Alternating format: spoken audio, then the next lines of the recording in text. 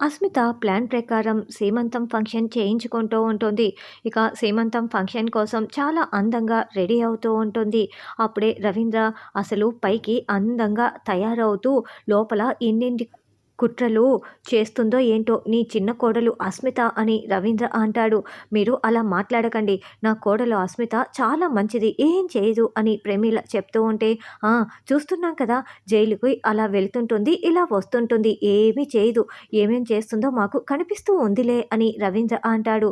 తర్వాత అస్మితని దగ్గరుండి ముత్తైదువులందరూ రెడీ చేస్తూ ఉంటారు. ప్రశాంత్ చాలా సంతోషంగా అక్కడే కూర్చొని చూస్తూ ఉంటాడు. "నీకు ఆడపిల్ల పుడుతుందనుకుంటున్నావా?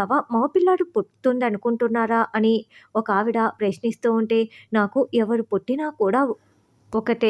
ఎవరు పుట్టినా పర్వాలేదు" అని అస్మిత చెప్తూ ఉంటుంది. "అసలు బిడ్డ పుడితే కదా" అని అస్మిత మనసులో అనుకుంటూ ఉంటుంది. "అవును, నేను ఆ ప్రభాస్ గారితో కలిపి ఆల్రెడీ ప్లాన్ చేసేసాను. ఆ రామలక్ష్మి కారణంగానే ఇప్పుడు నా కడుపులో బిడ్డ చనిపోయిందని నేను ఎంత పెద్ద సీన్ క్రియేట్ చేస్తానో ఖచ్చితంగా ఆ రామలక్ష్మి అరెస్ట్ అయ్యే తీరుతుంది" అని అస్మిత మనసులో అనుకుంటూ ఉంటుంది.